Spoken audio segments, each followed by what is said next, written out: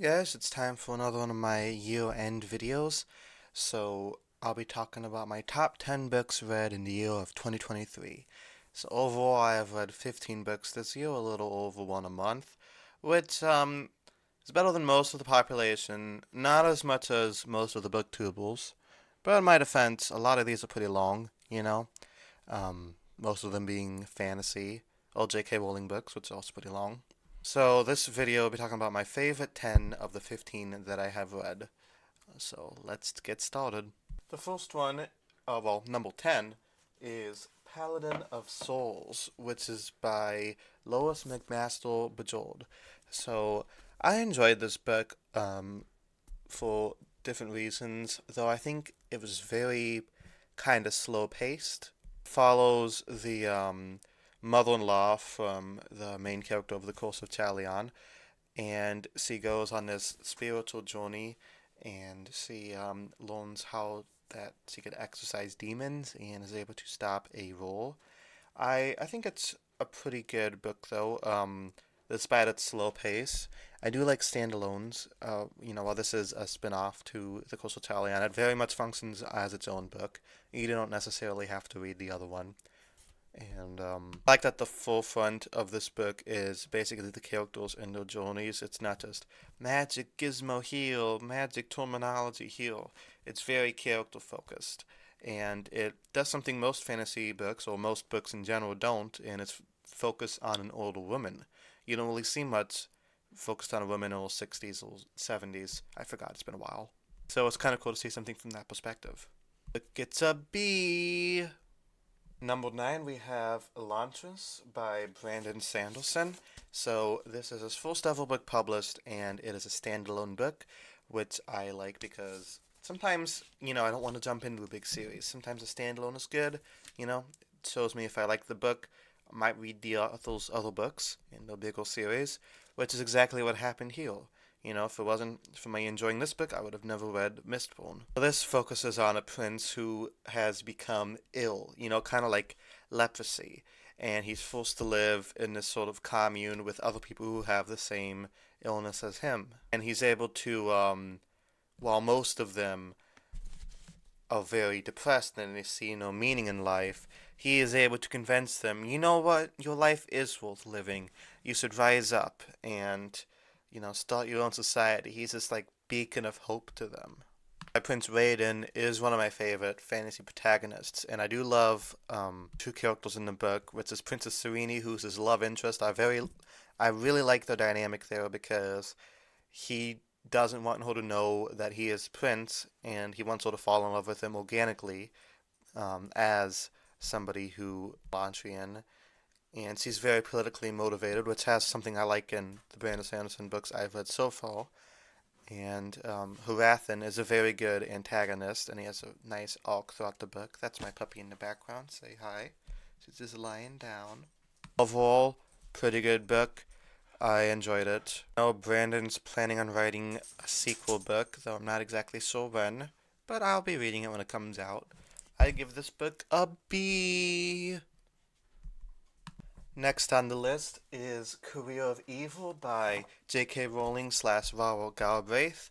This is book 3 in the Cormoran Strike series, and I liked book 2 a lot, but book 3 is when it really was like, okay, I'm in. I'm here for this series. So the main whole mystery is somebody sent a severed leg to Strike and Robin's office, and the mystery is figuring out who did it. It's somebody from Strike's past. And very intriguing mystery here. It's a lot shorter than the later entries, clocking in at only 500 pages, but that's pretty big for a detective novel anyway. Meanwhile, Strike and Robin are able to form this very strong bond, being detectives together for a couple years now.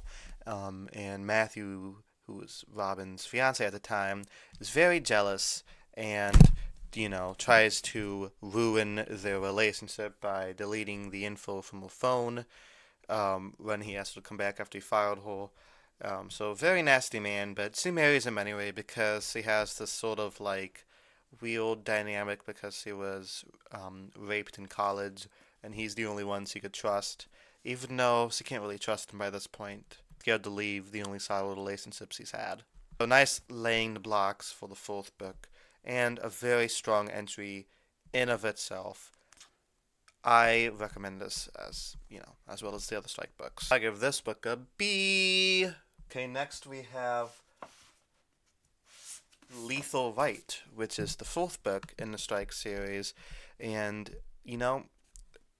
she keeps doing it, makes great books. This is 650 pages, so a bit longer, and I really enjoy this as well. And this one is more of a political thriller based, so Strike is hired to stop this politician from being blackmailed, and very tense. They have Robin in kind of goes undercover as his niece and gets to unravel the whole mystery here. Very engaging stuff, top of the line. Something Rolling books do often is they make you keep turning from one page to the next. And this is the book where Robin and Matthew's relationship completely disintegrates, which is great because Matthew, like I said, is an asshole. Finds out that he has been cheating with her for several months. And she's like, you know what? I'm leaving. She finally gets the self-respect to get out of there. So, she had a lot of red flags, but finally, she's out of there. Overall, great book from, as Robin's character arc goes and the mystery itself, which I don't want to spoil in this video. So, highly recommend. I'll give this book a B. Number 6 on the list is American Prometheus, which is the Oppenheimer biography which inspired this movie, Oppenheimer, which in my opinion, one of the best movies of the year. I don't have the book with me because it was a library book, and I don't want to drive all the way back to the library just for the video, so I'll just be holding up the Blu-ray cover of the movie that was based on it. If you thought the movie was an in-depth look, the book goes even further.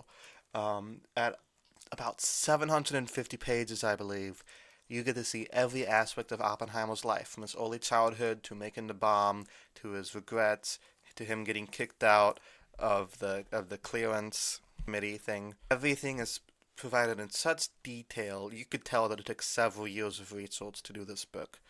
I really enjoyed it, and if you liked the Oppenheimer movie as much as I do, and want to learn even more about his life, then I recommend reading it. I thought it was great. Number 5 on this list is Room to Dream by David Lynch, and like the last book I was talking about, I don't have a physical copy of it because I got it from the library. So I'll be holding this, mold of David Lynch's head somebody from my past gave me for my birthday. So, David Lynch, as you people know on my channel, is probably my favorite director of all time, and I think this is a very good book by him. He talks about pretty much all aspects of his life, though the book is unique in autobiographies because it is both an autobiography and a collection of interviews, normal biography about him. Kind of jumps back and forth. We get to see what other people say about him, and we get to see his reactions to it. So we get to see him as a child, going through film school, working on Eraserhead, then his entire career up until the 2017 Twin Peaks revival. And something I like about him is that he's not afraid to admit his faults. He is not the best parent. He's not the best with women. He's been divorced like 4 times now. There was only 3 times when the book came out. He got divorced a couple months ago. Oh, David, you rascal. He'll have a 5th child with another woman. But, I love reading books about very creative and innovative people. And for those who've watched David Lynch movies, he's very creative and innovative. And though he doesn't like to explain his movies or his inspirations behind the movies, it's nice to see a little glimpse into his weird mind. I highly recommend it if you like David Lynch and want to know more about him as a person, rather than just a director / actor / producer / writer / musician. Until weatherman. Anyway, I give this a B. Okay, up next we have Troubled Blood by Robert Galbraith / J.K. Rowling. This is our third Corman Strike book. You know how it is. So I think this one was so intense from beginning to end. I loved it, and that's saying a lot because it was like almost 950 pages.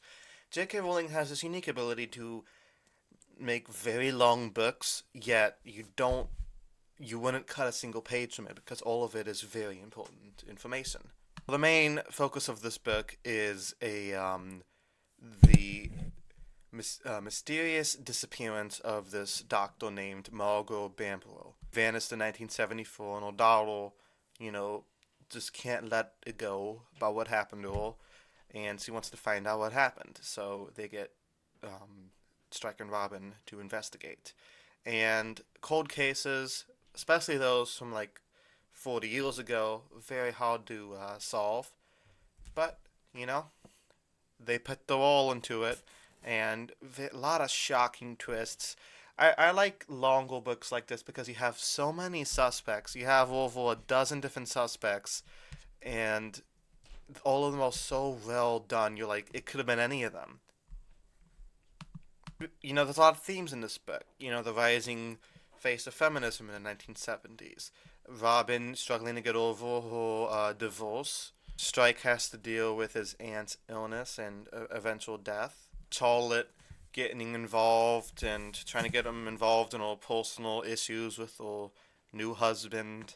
Just a lot of stuff going on here, but it doesn't feel muddled. It doesn't feel like too much is going on like Doctor Who Flux.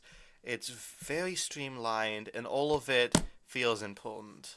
I give this book a B plus. Okay, number 3 we have The Well of Ascension by Brandon Sanderson.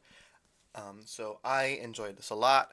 It is the second Mistborn book, and usually in trilogies, the second one tends to be weaker or the weakest. It's more kind of plodding along until we could get to the third book, mostly set up. But this book tends to avoid it. So basically, we have Vin feeling like she's not good enough. We have Ellen trying to be a good king. A bunch of new characters like Tyndall, who add a lot of different dynamics to the plot. Have everybody's characters behave differently because there's all these new characters. Ellen's brother, Ellen's evil dad. It adds so much. And not to talk about sequel books like this because they inevitably ruin the first book, even though if I'm not giving spoilers for the second book, it does ruin the first book. So I'm going to stop there because, it was great. I give The Well of Ascension a B plus. Number 2, we have the first Mistborn novel, The Final Empire. And it was very hard for me to decide which one I liked better, but eventually I had to go with The Final Empire because of basically how much it surprised me. Though I did like Elantris a lot, The Final Empire takes things to a whole new level in terms of characterization, world building, the thrillerness. It's basically, there's this evil Lord Ruler who wants to, is basically taking over the world. He's been ruling these people for centuries, and this small band of rebels has to infiltrate the government to try to stop him. It's very much a heist novel mixed with epic fantasy, and you could, some people in this world are Mistborns, so they could, use magic by burning metals, whether it be giving them strength, giving them a long, eternal youth. They could be endurance, lie. It just depends on what metals you burn, and some people can only do certain things. And one of the most interesting is how they could influence people's emotions. They could, soothe them or make them angry. A lot of interesting magical systems going on here. A lot of political intrigue. I love the character of Vin because she obviously has, PTSD and trust issues. And, the whole arc of the book is whole learning how to trust people. And I also have minor trust issues. Not as big as Vin's, to be honest, but I also do have minor trust issues, so it's very relatable at the same time. So if you like fantasy or just books with good characterization, a lot of political stuff going on, then I would recommend The Final Empire. It was going to be my number 1 book of the year, but then, I read a book that was slightly better. So I'm going to give this book an A minus. Woo, woo, woo, woo, A minus. That number 1 book I was talking about, The Running Grave, which, funny enough, is the only book I read this year that actually came out this year. Everything else came out, between maybe 3 years ago and even like 25 years ago. But this came out last fall, and I just started reading it maybe like 3 weeks after it came out. So I feel like I'm finally part of the crowd now. Um, but yeah, clocking in at about 940 pages. Um, like Troubled Blood, not a single page could have been cut out. This one has to do with Stryker and Robin investigating this weird sex cult, very reminiscent of the one Alice and Mac from Smallville was in. So you get to go inside, and Robin undergoes a lot of physical and mental torment, a lot of attempted brainwashing to try to get this one guy out. And I don't like going into spoilers, like I've said multiple times, so I just say, go into it yourself, because I really enjoyed it. Also, Stryker's going through it, on his personal side. His uncle has dementia. Charlotte has, a lot of psychological effects on him. So, if you're a fan of the series, fan of detective fiction in general, fan of mysteries, I highly recommend The Running Grave. It is my favorite book of 2023, and I cannot wait until the next one comes out. So, I will be giving this book an A. Woo, A. Good job. J.K. Rowling, yeah, you got 4 books out of 10 on my list. So that is my top 10 books I read in 2023. It has been a pretty good year for reading, if I gotta say. Let me know down in the comments below what your thoughts are on those books, and if you read books this year, let me know what your favorites are. Give me your own top 10 down in the comments below. I'd love to read them, though if it's something I haven't read, don't go into spoilers, because I hate spoilers. So just tell me, books you think I would like, and books you'd want me to read in 2024, if you got any suggestions. So thank you guys so much for watching, and Happy New Year. Till next time, peace.